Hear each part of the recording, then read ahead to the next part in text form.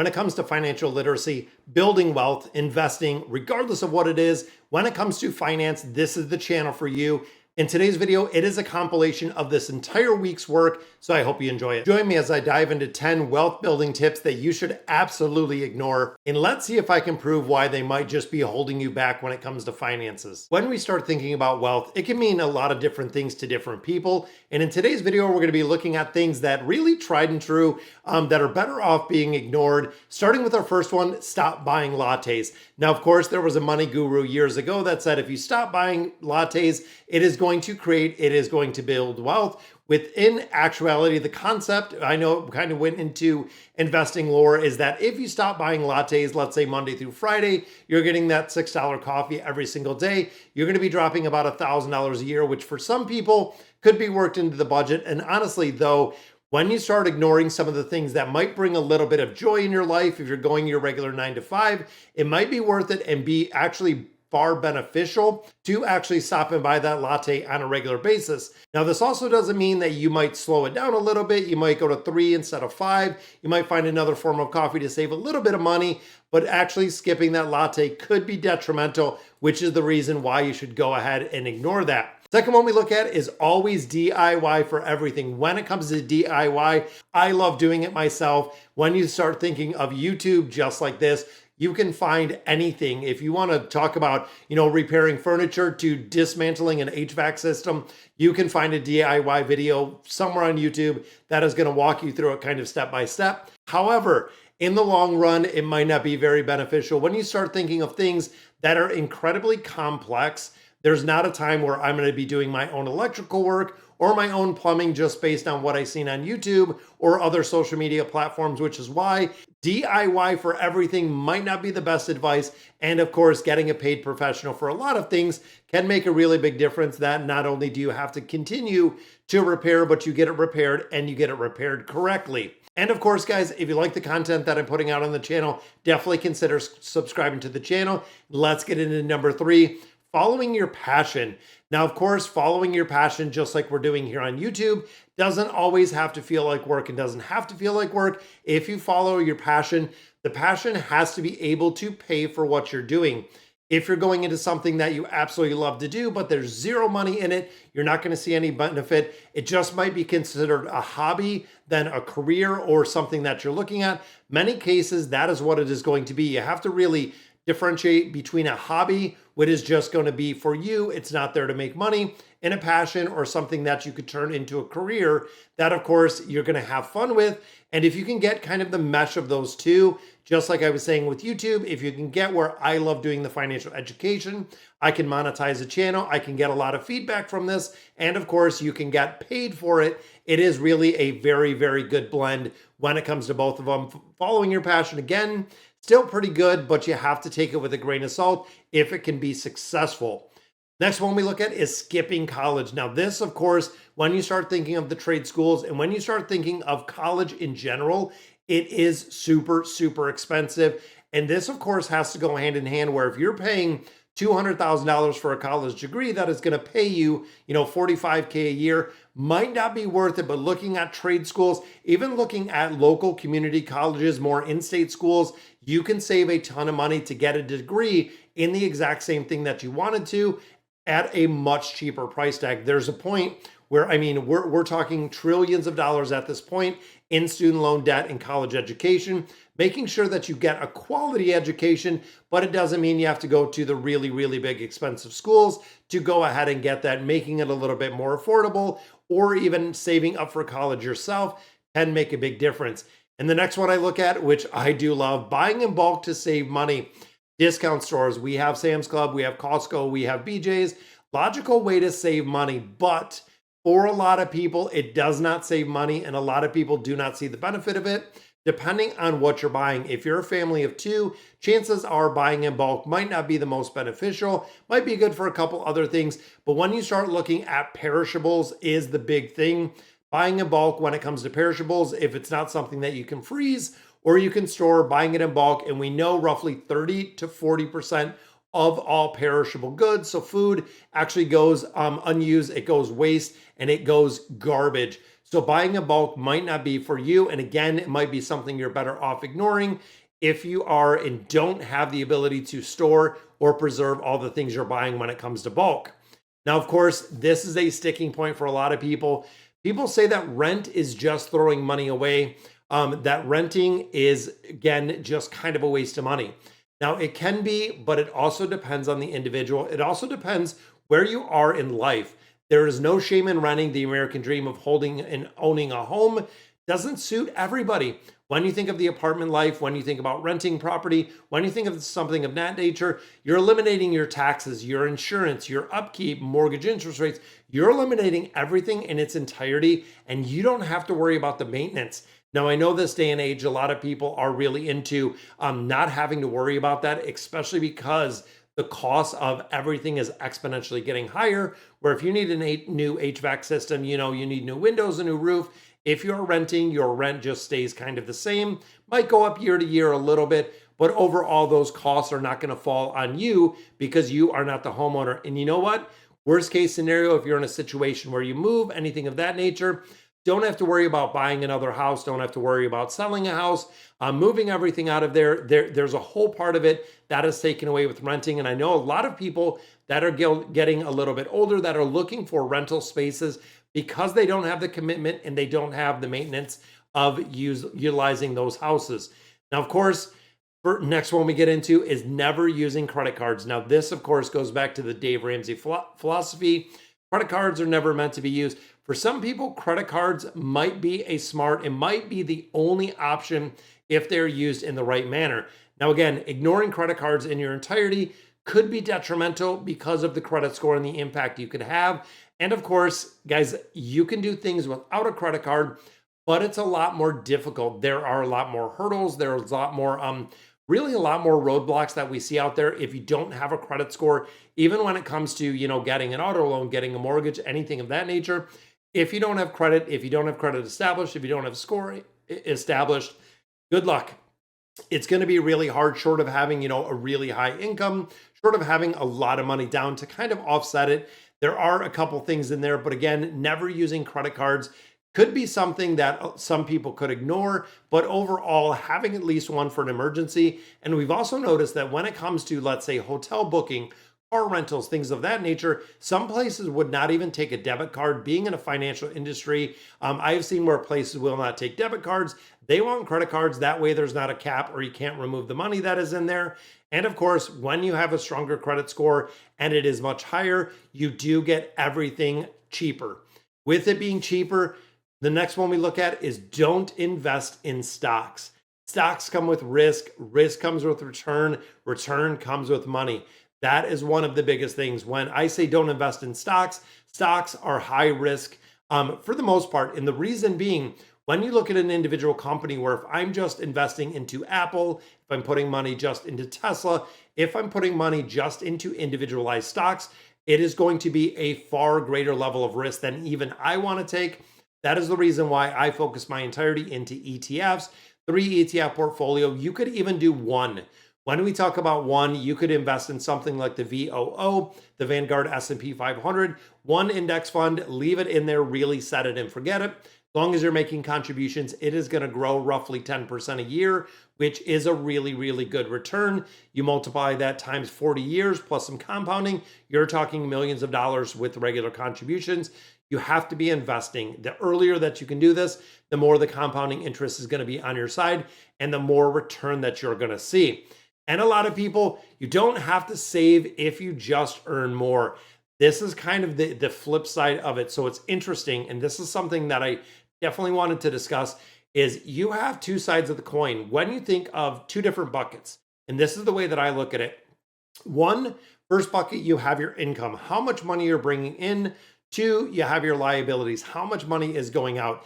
It is very, very basic, simple math. Either you're going to make more money and you're going to spend less money, and that is going to give you what you're going to have left over. So if I have the ability to make, let's say, $5,000 a month, my expenses are $5,000 a month, I am going to net zero. I'm going to have nothing at the end of that equation. Again, thinking of math. So you really have one of two scenarios. Either one, The first bucket, I can earn more money. This could be a side gig, a side hustle. It could be Uber, it could be YouTube, it could be selling things. It could be anything to increase that first bucket and increasing your income. The second bucket, which is the expenses, if there is any way to cut the expenses, lower rates on mortgages, on auto loans, on insurance, on credit cards, on paying off those balances, eliminating debt, getting anything that you can kind of competitively shop. Could be phone bills, could be internet, could be a lot of different things. You don't have to just earn more money to actually keep more money at the end of the month. Then, of course, if you're earning more money to eliminate liabilities, it is going to roll downhill again, going into that investment side and being able to pay that off. And of course, this is another one that is kind of controversial. Better off ignoring paying off your mortgage fast. When you think of interest rates, and a lot of people do have incredibly low interest rates, like myself, there is not a big reason right now to pay off my mortgage rate and my mortgage interest rate. Right now, we are at 2.5% on a 30-year mortgage, which means if I am investing money elsewhere, and again, I know kind of counterintuitive to what Dave Ramsey says, but if I'm investing money elsewhere right now, the stock market this year in my S&P 500 is making about 17 to 19%. If I didn't put all the money in there like I have been doing, I would be missing that 17% growth that we're seeing this year, which is incredible because if I put it all into the mortgage, I would be saving my 2.5%. So what I'm actually doing is putting all the money into an investment account in its entirety, zero-based budgeting. Every dollar I have left goes into an investment account. When the investment account gets to a certain point, which could be another 5 years if we're getting ready to retire, I can pull out what I need to pay off the mortgage, and I would have accumulated it at a much, much faster rate and essentially paying off my house years earlier than I would have if I just put it on the mortgage itself because of the return we're seeing in the market. Again, that's kind of the big kind of trade-off there. So looking at the bottom line, surface level financial advice isn't always what it seems, and it isn't that it really one size fits all. It really depends on your situation. For a lot of people, it's going to make sense to put more money into their mortgage. It's going to make sense to pay it down if you have a higher interest rate. Investing a lot more money to get a better return. Renting a house versus buying.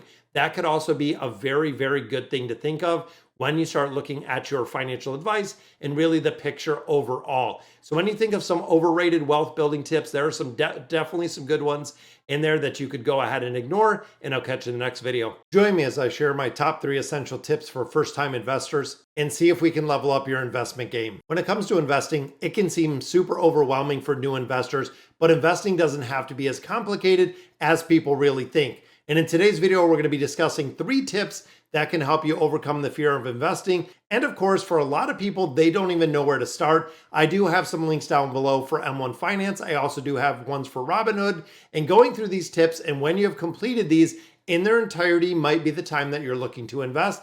So let's go ahead and get into these. When it comes to these 3 tips, they are very specific for new people who are looking to invest. Starting with our first one, don't invest in anything you do not understand. Now, this is a rule that we have seen from Warren Buffett. If you do not understand what you're investing in, it is time to pause. It is time to stop. You don't want to be dumping your money into something that you have no understanding, even if it is just a basic, very fundamental understanding of what you're investing in. Now, of course, you might not go to the extreme of Warren Buffett where you're reading a 2,000-page document to understand the value of a company, but the most common people that invest are FOMO investors.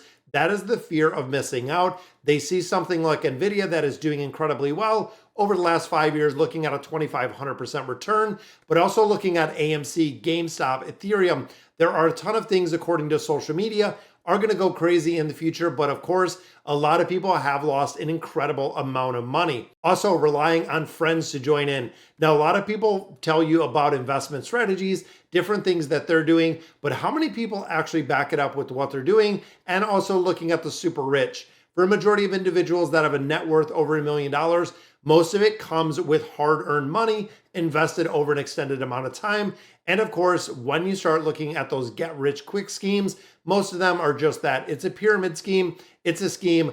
Getting money for doing absolutely nothing never really benefited anyone. And of course, most people that invest in those are losing money. Number 2, being your own advocate. This means doing your own research. When I start looking at my journey in the investment world, looking even 10 years ago, I didn't know anything in comparison to what I know now, but being your own advocate when it comes to investing, there is no shortage of people that are looking for scams, that are looking for people with zero knowledge, that are looking for new investors that can put you at a greater risk for falling for the scams that they do offer. And this is the time when you can become informed. Understanding what you do with your money and how you do it is crucial, especially when it comes to going ahead and investing your hard-earned money. Now, to start off in this, I would really start with the very basics. Jot down questions that you have about investing. Where are you investing? How are you investing? What is it going to be in? These are questions that I get on a regular basis when it comes to the financial markets. And when it comes to the financial counseling, we sit down and a lot of people say, I understand and I kind of get the basics of how to invest, but I don't understand how to get my money from point A, the bank or the credit union, into point B, actually invested in a portfolio. Again, that's why we do have the links down below so you can check them out. And if you're starting in investing, I really recommend starting with a very small amount. This could be $100 to open an account. This is going to be your play money. This is going to be what you're kind of testing the waters with. And of course, this isn't the set it and forget it scenario, which we'll look at in just a couple more minutes. Now, of course, you can go to YouTube. You can look at videos like this. You can subscribe to the channel if you find the information useful. You can go to podcasts. You can get books. You can do articles. There is so much information out on the internet, but just making sure you're getting it from a reliable source. You want to make sure that the free information that you're getting all over with all of the social media, that it is legitimate and it is good advice overall. And of course, don't look at very specific advice. If someone is giving you a hot stock tip or something that you need to look at, take it with a grain of salt. Look at it and don't take stock tips from a lot of people. Again, social media can be very influential, I would say, in the most. That is the reason why I took a step back from investing. I looked at individual companies when you look at your Apple, Microsoft, Google, when you look at all those larger companies, but looking at the risk that they can carry. Now, simply put, when you think of NVIDIA, we've seen a very big drop in the last 2 days. And the reason is part of it is in conjunction with, of course, there was rumors in the newspapers, there was rumors in a couple different places that they were actually given subpoenas from the government for information. NVIDIA came out today, said that was completely not true in its entirety. Don't know where it came from, but a lot of people did affect and sold off their NVIDIA. Now, of course, do your research when it comes to 401ks. What is your accounts invested in? That is a very good spot to start when you start looking at a portfolio. Let's say you have a company sponsored match that you're doing a 401k. Where's your money invested in? That is where you can really start your research, seeing exactly where your dollars are invested in and where your company is putting it, doing some investigative research. And when I really did that and I put in the time and effort, I realized my portfolio through my 401k was by far not in the best place that it needed to be. And of course, I only invest in ETFs. When we look at ETFs, they are exchange traded funds. What that means is instead of investing in one individual company, I invest in groups of companies, mainly the VOO, which is the Vanguard S&P 500. When you look at that, you're investing in the top 500 companies in the United States, which makes up about 80% of the economy, the stock market itself, which is kind of crazy because the bulk of the majority is in these really large companies. And of course, when you start looking at the market weighted cap, all of these Apples, Nvidias, Googles, all of these mega tech companies do really make the market in their entirety, and they can have a really big change if either of them go up and down. And the third one we look at is just getting started. Like I said earlier, getting started, it may sound cliche, may sound like something you're not ready to do, but every day that you put off investing, every day that you're not investing in your knowledge base is really leaving money on the table. When you start investing earlier, of course, you get the compounding aspect, you get the growth aspect. And when you think of investing, you have to keep in mind, you're looking at probably 5 years plus as a guideline. So again, when you start looking in and really pinpointing and narrow-minding it right back to a specific stock in a specific day, it has ups and it has downs. I really challenge you as a new investor to zoom out, look at the year, look at, the last couple months, 6 months, 12 months, a year, even look at 5 years. When you start breaking it out and looking at things like the S&P 500 in its entirety, you can see where the benefit comes in when you're talking hundreds or over a matter of time, thousands of percentages of growth that you have seen in here. And of course, when you start looking and investing, start very small. When you set up a new account, it might be $25, it might be $100. Doesn't mean you're going to be a millionaire next week. No, but it is about starting the ball rolling, knowing exactly how it's going to be. And some of the things that I really notice off the bat is how long does it take for money to get from your bank or credit union into your investment account, and vice versa. How long does it take to get from that investment account back into your actual bank account? Test it out with a couple dollars. Make sure everything is linked up properly. Make sure it's working properly, and also do your research. I would really implore you to do your research again with those ETFs and making a habit of setting aside specific money that is going to be earmarked for retirement. Now, for a lot of individuals, they might not have access to 401k plans. This is where your Roth accounts are going to come in, your Roth IRAs, your Roth, if you do have access to a 401k, but looking at some of the tax advantage accounts. And again, doing your research. I don't expect you to sit out there and be the absolute number one expert within the field, but as long as you have the fundamentals of where your money's going, what you're investing into, exactly how long it takes to get from A to B, it is going to make a big difference when it comes to investing and really understanding it. When it comes to investing, it is a marathon. When you think about investing, it is over usually a 30, 40, 50-year period by the time in the accumulation and the compounding of interest. But what we find and why so many people do fall short is they don't start putting money up front. That is the big thing that I see, where you get a job at 18, maybe your career's set, you're out of college, you're 22, 24, you start getting into the workforce, you start getting into your career. All of a sudden you fast forward, you're 30 or 35. Again, very little to no money is going into those retirement accounts. You're living outside of your means. You have some credit card debt, you have auto loan debt, you have student loan debt, you have mortgage debt. All of this debt is impeding on your ability to really retire and put money in those investment accounts. 35 to 40 is usually the point that we start seeing people put in and start really upping those contributions, which again, at that point, you've lost 10 or 15 years of the compounding interest you could have had if and when you would have started investing just a little bit earlier. All right, guys, so that is going to cover it for 3 crucial first-time investment tips. Definitely take it with a grain of salt, guys. Investing is the way, and it has been the most profitable way that we have seen it build millionaires, and I'll catch you in the next video. Compounding interest, also dubbed as the 8th wonder of the world, holds the transformative power to really compound and grow your wealth over time. When you think and understand and harness the power of the compounding interest, you can really see financial independence and prosperity grow.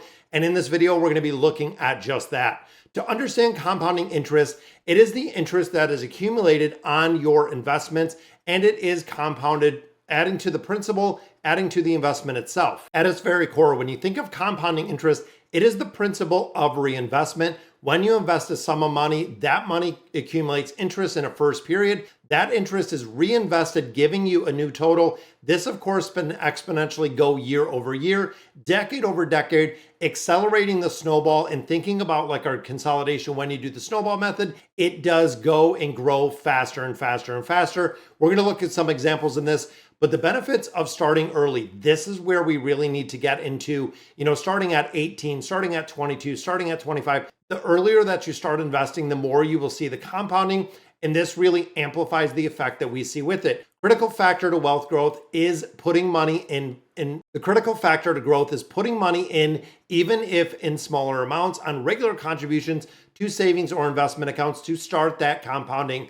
Now, when you start looking over decades, for young investors, if you're starting early, you can amass a small fortune by retirement with the contributions you're putting in there. Now, to really strategize and take full advantage of the compounding interest, you have to think of a couple things to consider when it comes to this strategy, starting with our first one, constant contributions. This is where, when you think of a 401k, if you're getting employer match, regular adding to your investments every single paycheck will fuel the interest and the compounding effect that we have. Now, in addition to just the compounding, you can also see growth, you can see dividends, a lot of different things that you can see with the compounding growth, which is coupled by reinvesting all of the earnings. This is the point when you think of IRA accounts, when you think of 401k accounts. This is the reason why you don't have access to them and why you don't have access to them early. Also, it can be very detrimental if you are taking early withdrawals, not only for the fact that you're foregoing the compounding interest, but you're also going to be penalized for taking money out of there early. And the compounding is the growth, is the reinvestment of the earnings.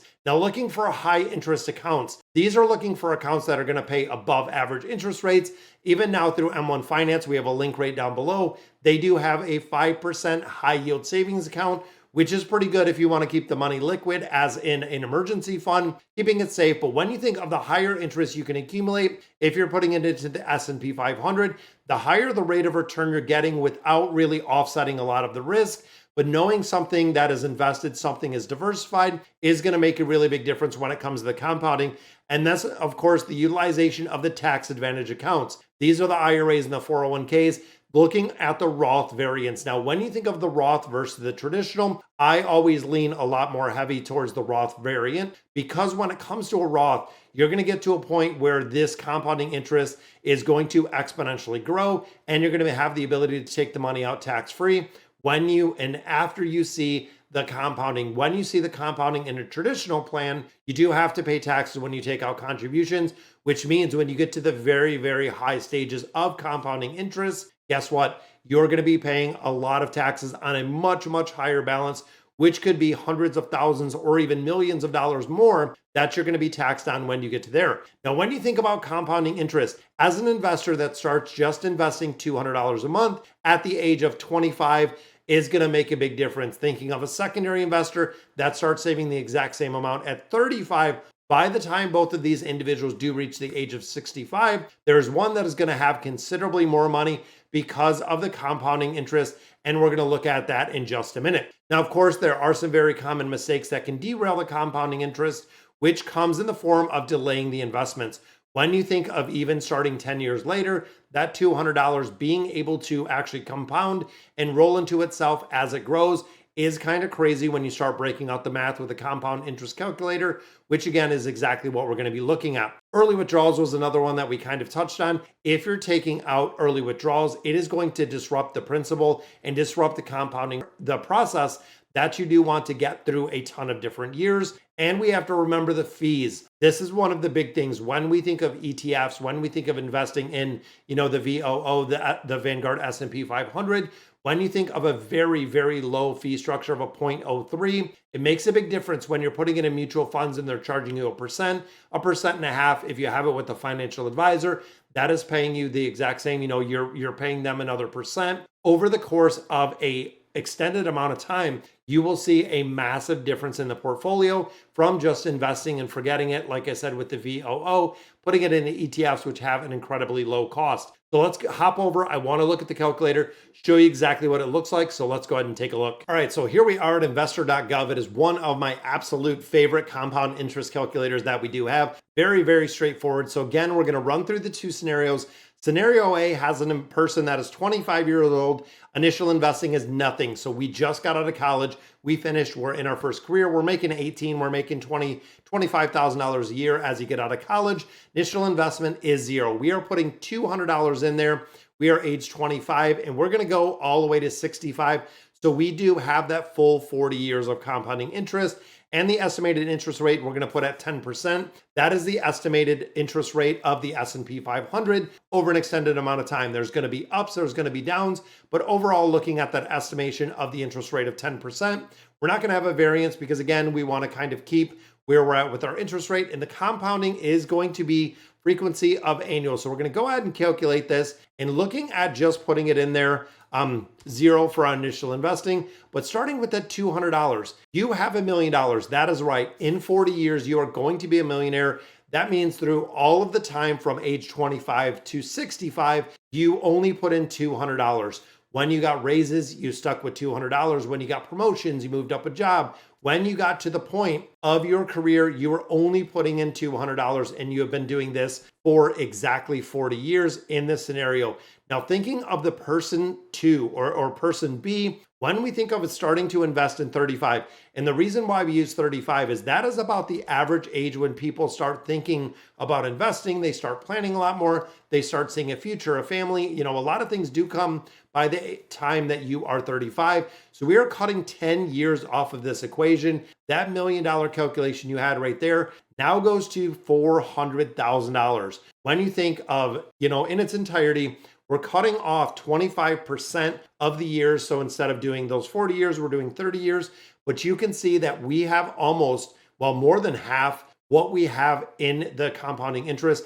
And of course, when you start thinking of the variance of this, and when you start thinking of the time that you have to put in here, if you're putting more money into this, it is just going to compound more and more and more and greater, and the snowball gets bigger and bigger. That is why, again, I love the compounding interest. So even thinking where I'm at, so just as of today, thinking of a 401k projection, we're at about 380. So that is where we're at. Now, I do make contributions, which again, higher amount. We don't have any debt. We're putting in about $600 a paycheck, which means $1,200 a month. So putting in a pretty decent amount. And right now, if I stay the path that we have right now, I have 20 years. So right now I'm 45, we're looking at 65. Again, staying at that 10% ratio. But looking when you start doing the math, you're talking $3.3 million if I stay the course for the next 20 years. Which of course, even looking at this number right here, this doesn't include 401k contributions, or excuse me, this doesn't include the employer match that you might get from a company. This is just base contributions. Now, for a majority of people, of course, this is a very, very extenuating circumstance where you do have a lot of money to put into an investment account. And overall, the reason why I can do this is I don't have debt. I don't have car payments. I don't have credit card payments. I don't have student loans. The thing that I focused on really at the beginning to get the snowball rolling was the elimination and really getting rid of debt. When it comes to cars, buying used cars. When it comes to anything that we can get cheaper, anywhere that we can cut money, we have cut corners in our entirety, still living life, still doing vacations, everything of that nature. But when you get to the point of earning more income, again, when you think of a contribution, let's say even with a match, we're at roughly, I would say about $2,000 a month. You're talking employer matches, which we get a very, very healthy match. But looking in the total of this, thinking next 20 years, you're talking almost $4 million. And you can see this is where the divergence comes from, is the contributions are going up. You can see they're kind of increasing, but you'll notice that contributions are staying very consistent. I mean, at 2,000, we're putting in, what is that? 2,000 a month. So that's 24,000 a year over 12 months. So even thinking of that is staying very, very consistent in the contributions, 1.9, 2.1.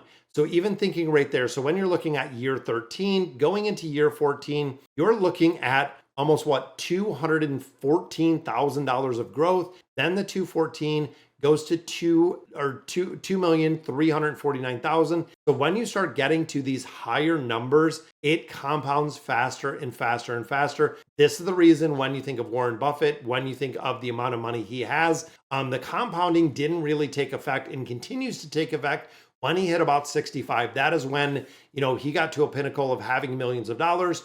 When you start compounding millions of dollars, which is kind of crazy. So let's say even at like $5 million, when you start thinking of the compounding factor and the compounding exponentially that you have again over time, because I believe right now he is 90. So even thinking, let's say 65 to 85. So we'll do over those 20 years. We're not making any contributions. We're just letting this thing grow. And even there, you're talking 5 million into $33 million in the course of 20 years, which again is crazy when you start looking at the exponential growth and when you start thinking about the compounding interest that you can actually acquire. And the sooner that you do this, even if you start off thinking younger, when you're looking at about a 40-year runway, guys, anything you put in there, even if you're putting, let's say you can afford $100 a month, thinking of retirement, thinking in the entirety, you're still looking at $500,000. Even, I'm kind of wondering at what point, even if we put $50 in there, 265, you are still over the majority, the average that we have for the investment accounts in America at 265, and you're putting away $50. How many places could you scrounge to get $50? And I know, again, it is over a very big length of time, but when you think bigger picture, when you think of your entire your entire career, putting away $50 a month is still going to give you, $265,000, which result in having more than a majority of Americans do have when it comes to retirement. All right, guys, this is definitely a cool, very, very cool tool to play around with. Check it out. Let me know in the comments what you guys think. And as always, thank you guys for watching. Take a moment and think about how you manage your money. That's exactly what we're going to be looking at in today's video. 15 signs you're managing your money better than the average American. Now, when it comes to money management, it is built on the relationship that you have with money. For some of us, it comes from our parents, which could be either positive or negative, depending on the relationship that they had. But let's go ahead and break these down. Starting with our first one, budgeting carefully. Now, when it comes to budgeting, you can call it whatever you want as long as you know the money that's going in, the money that's coming out, and then of course what you have left over. But there is a lot of methodology behind it. There's a lot of different ways. So looking at a way and finding a way that works for you can really create a very easy budget. Now, when we think of budgeting, the 50-30-20 rule, 50% is going to your fixed expenses, 30% is the variable, 20%, which is left over, goes towards your other categories, which of course could be saving, could be debt repayment, could be whatever it needs to be for that final 20%. A lot of people do the envelope budgeting method where you set aside so much money for each one. And unfortunately, for a majority of us, people do the no budgeting method. That is right. When you look at the no budgeting method, this is taking the money you have, paying your bills, and whatever seems to be left at the end of the month is exactly what you're left with, for better or for worse. Just like a marriage, depending on the relationship and how you manage your money is going to show you what you have in the future. The next one we look at is having an emergency fund and using it only for emergencies. Now, this is very, very hard to do for a majority of people. When we think of the emergency fund, we are talking 3 to 6 months of savings and using it for an emergency. This is not the justification of taking a vacation, doing something out of the ordinary. What is truly and what can be categorized as an emergency? When you think of an emergency, you're looking at job loss, you're looking at medical expenses, home and auto repairs, something that is not in the budget, something that is kind of out of the norm, or is it something that you needed to be budgeting for? This again could include if you have an older vehicle, you're going to have to replace it. Let's put some money in the budget. That way you can have it and really be able to cover the expense. Same with home repairs. When you think of a home and you look at a roof, you look at windows, you look at things that are going to need maintenance, are going to need replacement, putting that into a budget does make a big difference. Now, when it does come to money management, paying your bills on time, this is huge.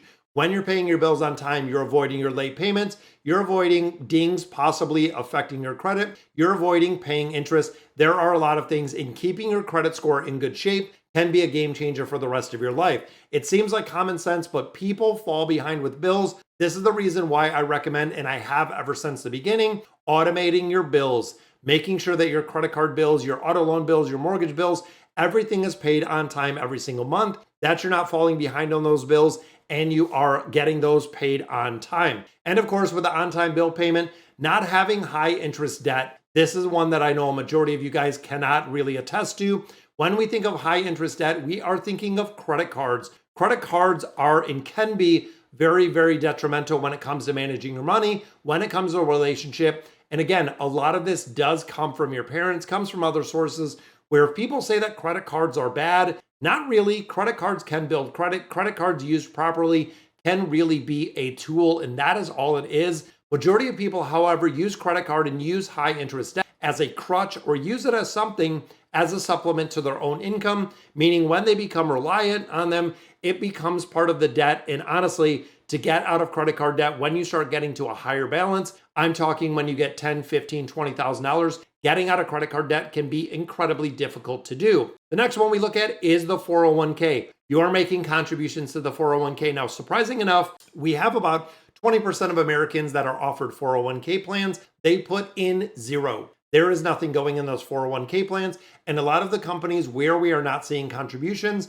do offer a company match or something that is going to amplify or really slingshot, really build up that savings account or that investment account, retirement account much, much faster with the match that we have in there. So making sure you are contributing at the very bare minimum. And I would even say this before you get to that emergency fund, before you get into that debt repayment, really getting to the point of putting away some money in a 401k plan, because for most people, they're never going to get there or they're never going to start. It's going to be the perpetual debt for their entire life. Now, looking at our next one, living below your means. This is something that I feel like a ton of people have forgotten. This is spending more money than you make. Common sense. When you have $5,000, if you spend $4,500, guess what? You got $500 left at the end of the month. The problem is with a lot of people, they might make $5,000, they're spending $6,000.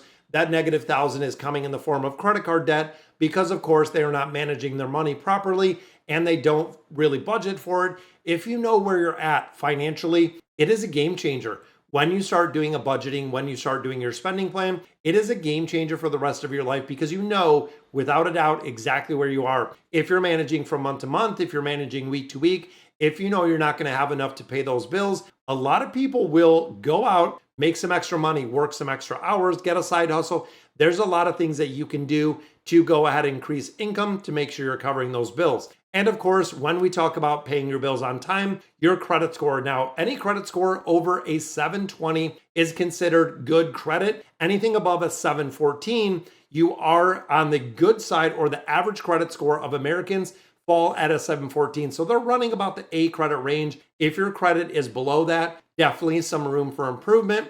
If your credit score is higher than that, congratulations, you are doing better than the average of what we see with managing money. And of course, with the managing money aspect, it is about not only being on time with those bills, but also keeping the balance of those credit cards a little bit lower. Now, when we get into our next one, this is a big one, and this is a question that I always ask. But before we get into it, guys, consider subscribing to the channel, and let's get into this one. It is a plan to pay off debt. Whether you're using the snowball method, you're using the debt avalanche method, having a method and having an idea how you're going to pay off debt. When I ask people this question, it is met with usually a big question mark. They have no idea how they're going to pay it back. They have no idea when they're going to pay it back.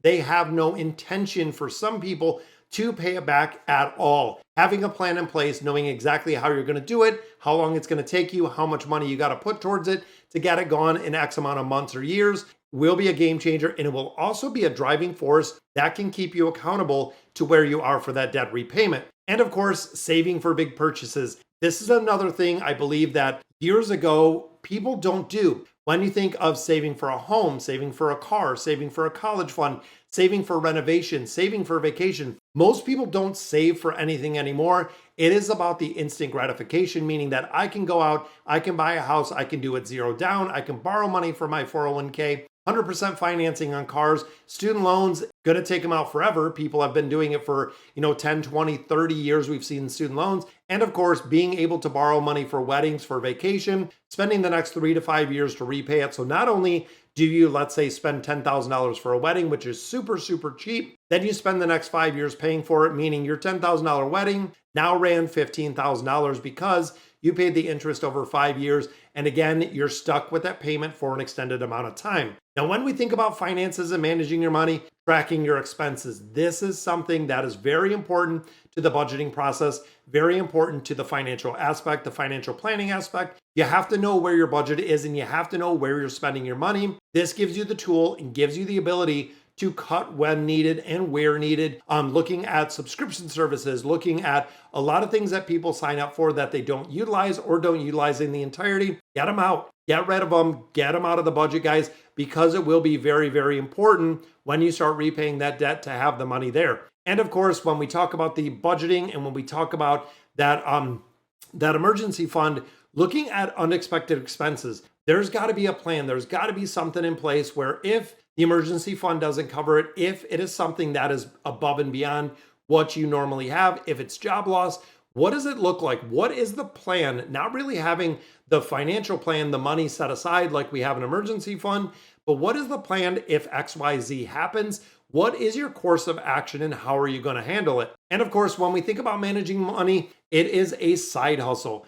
We see everything under the sun, from social media, from food, grocery delivery, babysitting, pet sitting, freelancing. There are so many things you can do to have a side hustle. It is even recommended for a lot of people that 54% of Americans do currently have a side hustle, which is kind of crazy to think that they have not only their primary job, but enable to really, for myself, save through YouTube, through what I love doing here on social media. It is very, very cool to have a side hustle that is invested. And if you caught some of the videos, we are investing all of the money that we get from the side hustle. But when it comes to, again, managing money and having that relationship, prioritizing financial goals. When we think about goal planning, a lot of people will set goals for themselves.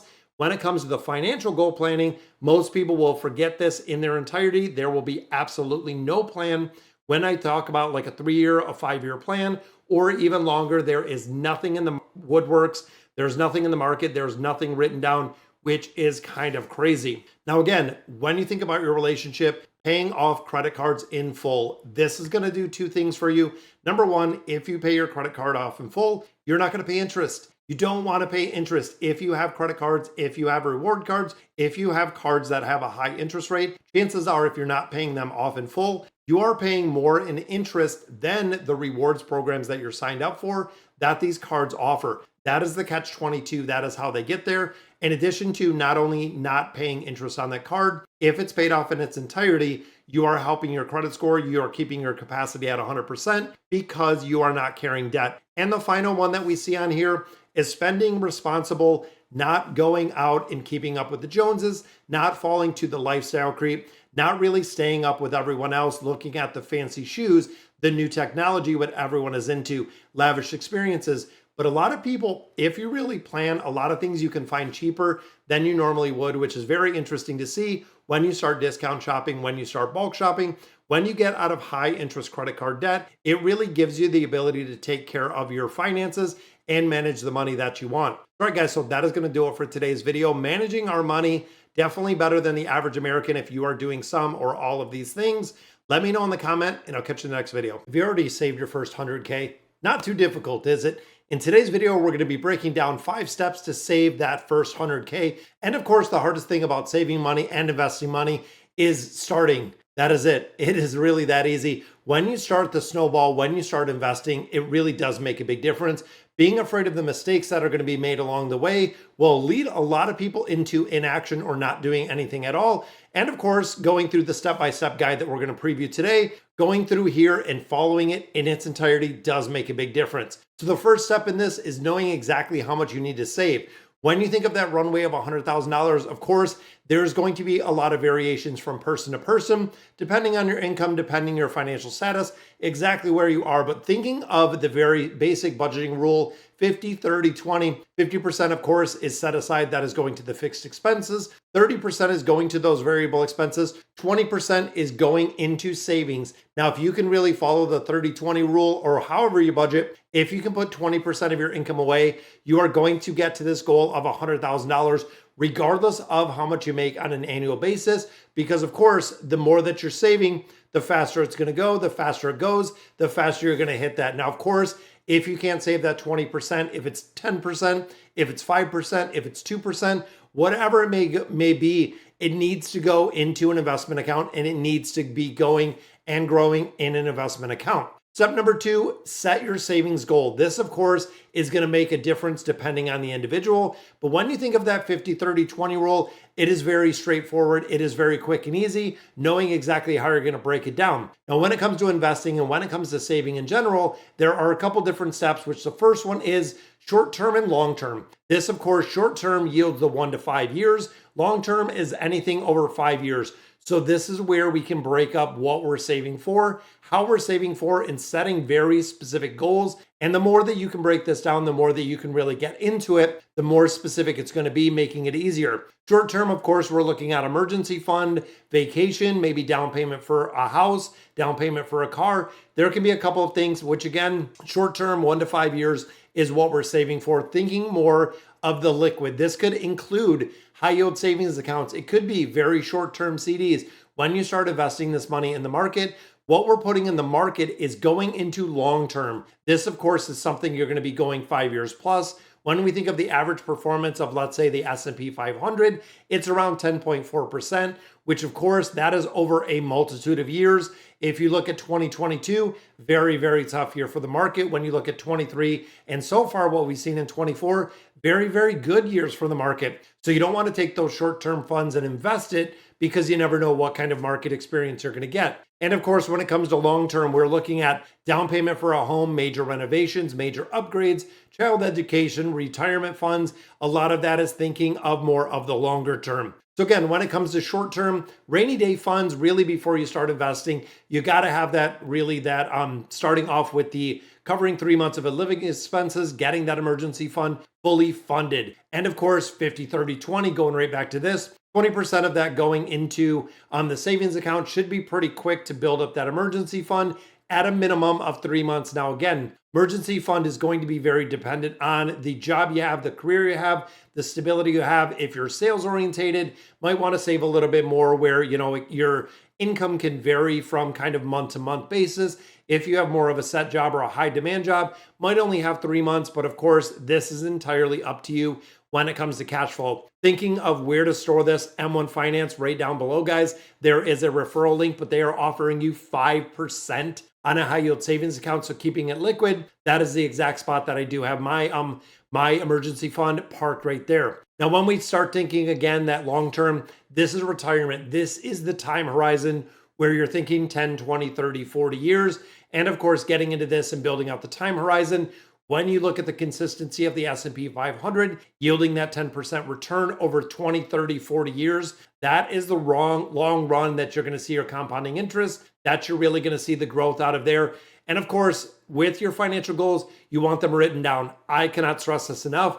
We don't want them in an app. We don't want them tucked away somewhere. I write my financial goals down on a sticky note. That sticky note goes in the bathroom where I get ready every morning. So every morning, without fail, I am looking at those goals. I am really breaking them down and thinking about them every single time. So some of the goals might be $100,000 to save. How are you going to do it? What is the time frame? How many months? How many weeks?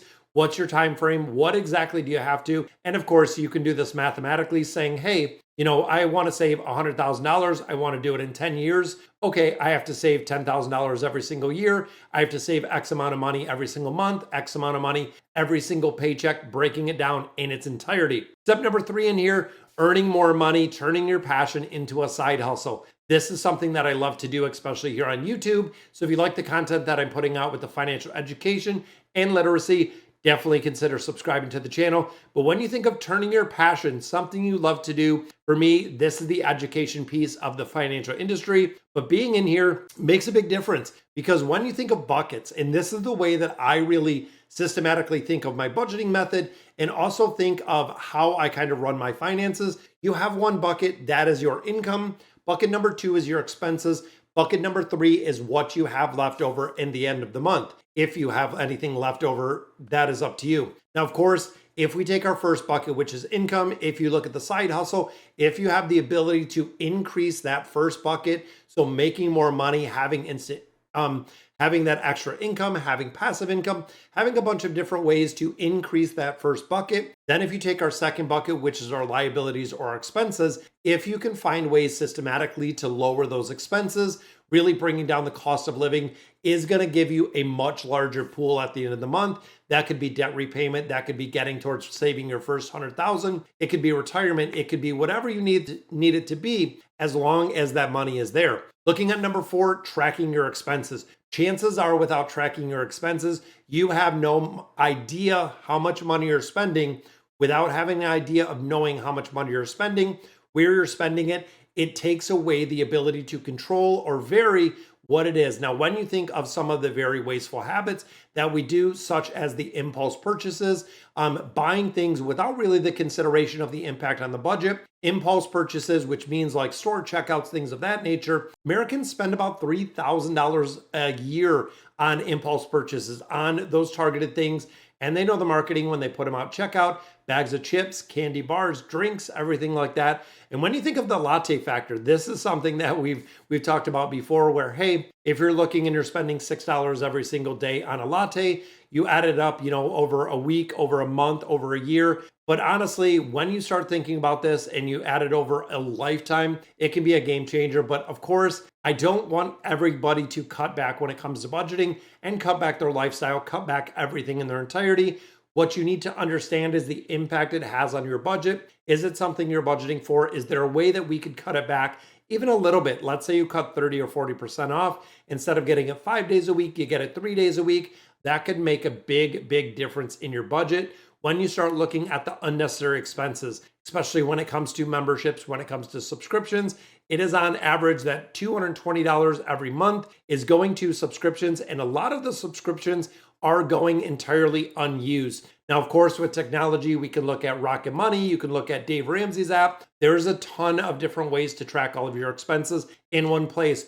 Find a platform, find a way that works for you. A lot of people create their own spreadsheets. We see it on Excel. We see a lot of spreadsheets, again, that are done through applications. Mint, there's a lot of different ways and a lot of different apps that can track everything for you. And of course, you have to monitor your expenses month to month and review and make changes when needed and where needed. Because of course, when it comes to budget, I'm not a huge fan of it, but you know what? Knowing exactly what's coming in, knowing what's going out, what I have left over. I do zero-based budgeting, which I'm going to cover in another video, but it is definitely important. And the final step of this to saving your first $100,000 is automating the savings and automating the investments. This is the number one rule when it comes to savings, when it comes to investing. Pay yourself first. This is really a concrete, very simple, easy way to do it, where if I get my paycheck and 20% of my paycheck is going into a savings account, it leaves me 80% left to live on. That 80% is what I need to live within my means.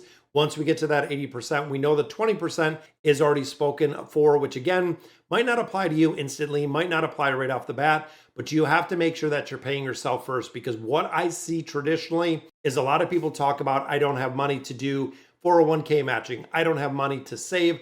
I don't have money to do X, Y, Z. But then all of a sudden, if they put 10% in a 401k, they're still managing on the 90% that's left. And suddenly, magically, it works. And they make it work, which is kind of crazy. You, of course, can set this up through direct deposit, going to high yield savings accounts, going to a bunch of different places. And the first target, of course, when it comes to saving, is that emergency fund. Guys, there is going to be a time in your life, I can guarantee it 100%, which usually doesn't come around very quick, but 100%, there is going to be a point in your life that your emergency fund is going to have to be used, and it is going to be for a true emergency. Whether you get laid off from a job, you get in a car accident, it's a medical expense, a true, tried and true emergency will come up sooner or later. And how do you pay for that expense? Majority of Americans right now go and they borrow money to pay for that expense, which is really tough, because not only do you have the expense and you have, the time and effort that goes along with it, but you also do have to pay interest on what you're paying back because you're not budgeting properly. And then of course, when we start investing, you want to automatic this and really put it on autopilot as well. This is where 401k contributions, IRA contributions, a lot of different things look really big picture. When you automate it, it takes away from you having the willpower to do it yourself, having the knowledge, really making up the excuses that I see on a regular basis through the financial education about why and how they can't have the ability to save the money. So let me know in the comments, guys, have you saved your first 100K? Have you hit that investment milestone? And if you know it, looking at Charlie Munger, looking at a lot of different people, guys, the first 100,000, even though for a lot of people, it is going to be incredibly challenging. Once you get there, that is where the snowball starts. That is where the compounding interest starts taking hold. That is where you really supercharge these savings or the investment accounts you have to make a game changer and really a life changer for the rest of your life. So let me know in the comments what you guys think, and I'll catch you in the next video.